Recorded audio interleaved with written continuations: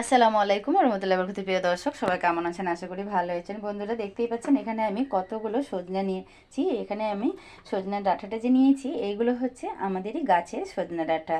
তো একদম বন্ধুরা টাটকা রয়েছে। তো আজকে আমি আপনাদেরকে এই সজনা ডাঁটা দিয়ে খুব সুন্দর আচার তৈরি করে দেখাবো। তার জন্য কি করেছি, এখানে প্রায় 1 কিলো মতো আমি সজনা ডাঁটা নিয়েছি।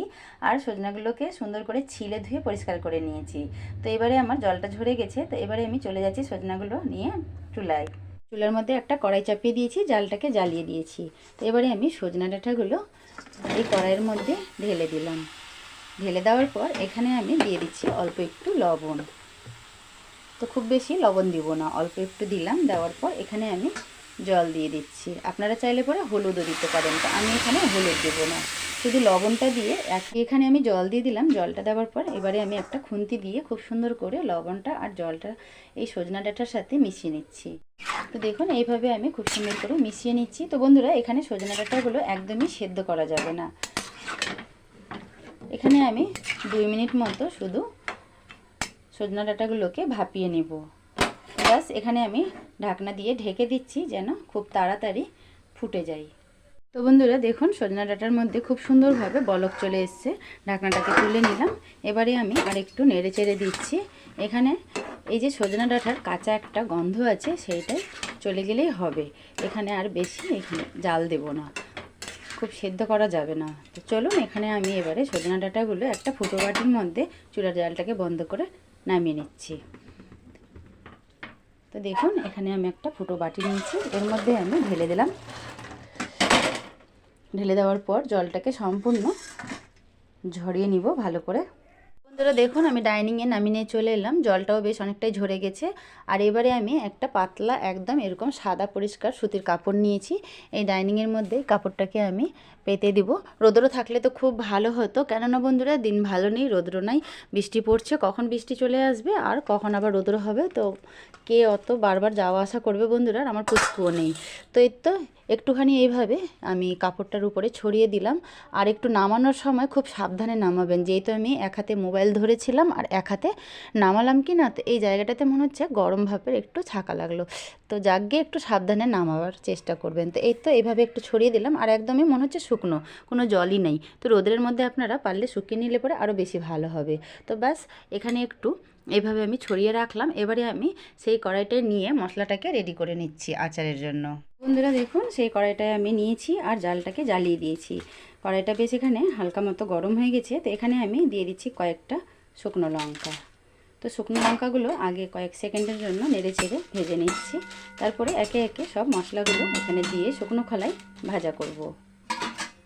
লঙ্কাগুলো এখানে কয়েক সেকেন্ড ভাজা ভাজা করে নিয়েছি। এবারে আমি কি কি মশলা আচারের জন্য দিব সেইগুলোকে দেখিয়ে দিচ্ছি। দেখুন, এখানে নিয়েছি আমি বড় চামচের 1 চামচ করেই সব কিছু নিয়েছি। তো এখানে আমি নিয়েছি গোটা জিরে, নিয়েছি গোটা ধনে, আর নিয়েছি 5 ফোড়ন, অল্প একটু নিয়েছি আলাদা করে কালো জিরে, নিয়েছি অল্প একটু মৌরি, নিয়েছি চন্দনী, জোয়ান, আর নিয়েছি 1.5 চামচ সর্ষে।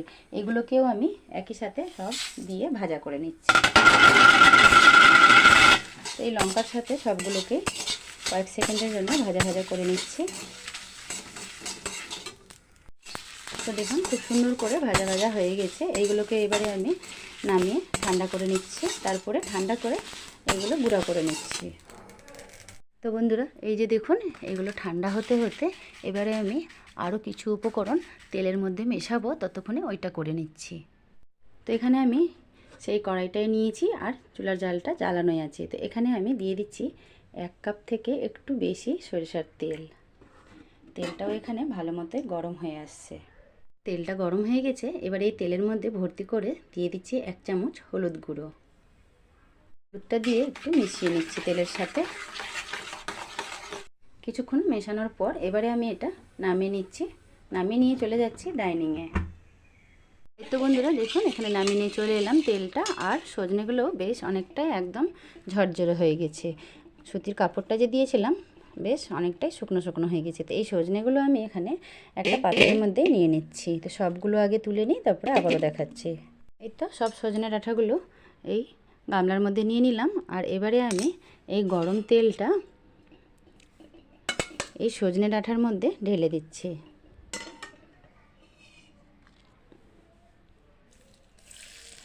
তো সম্পূর্ণ তেলটা আমি এখানে ঢেলে দিলাম।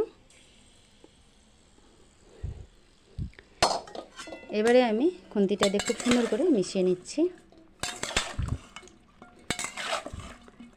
এইভাবে মিশিয়ে নেওয়ার পর এটাকে রেখে দিচ্ছি। এবারে আমি আগে থেকে যে শুকনো খোলাই মশলাটাকে আমি এইভাবে ভেজে রাখলাম, এটাকে গুঁড়ো করে নিয়ে আসছি।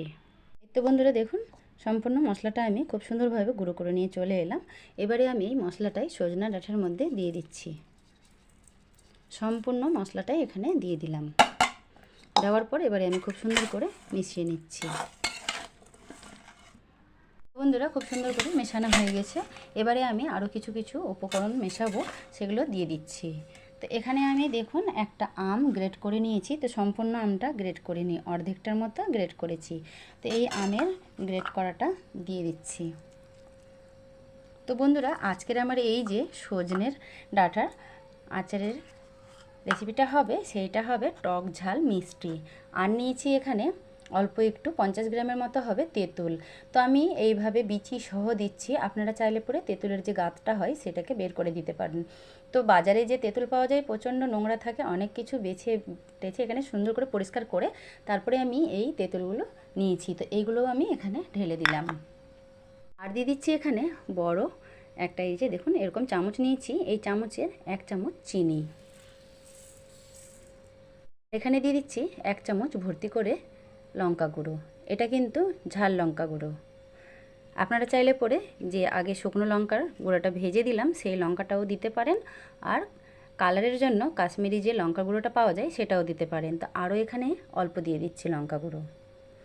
এই আচারটা ঝাল হলেই বেশি ভালো লাগবে খেতে।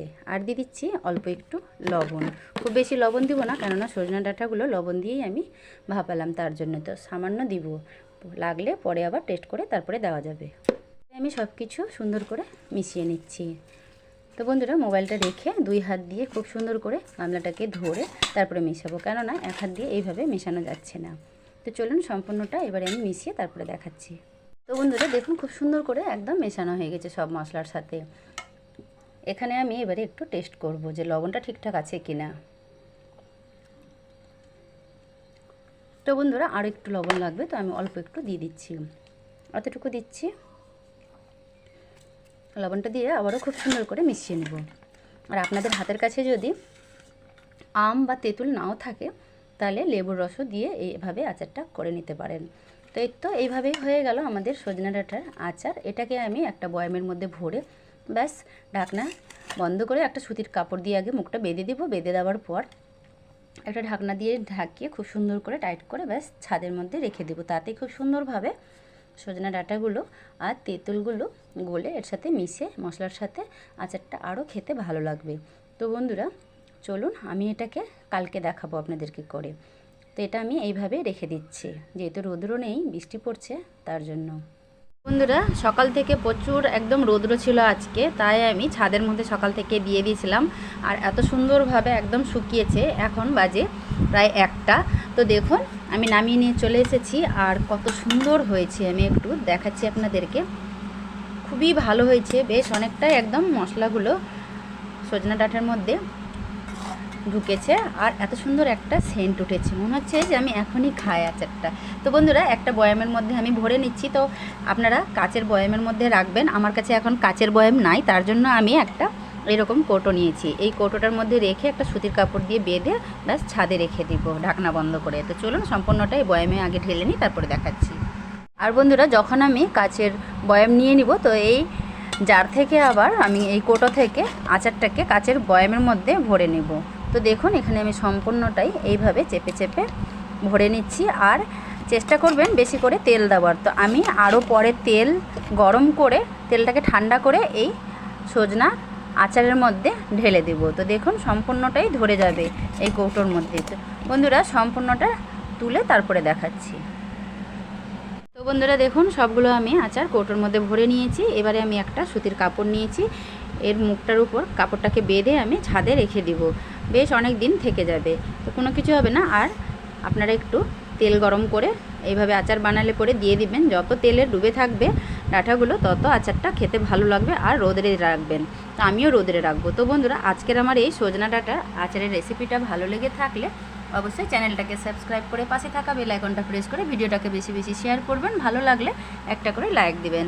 তো বন্ধুরা, এরকম নিত্য নতুন রেসিপি পেতে অবশ্যই আমাকে সাপোর্ট করে যাবেন। আবারও দেখা হবে নতুন কিছু নিয়ে। সবাই ভালো থাকবেন, সুস্থ থাকবেন। আল্লাহ হাফেজ।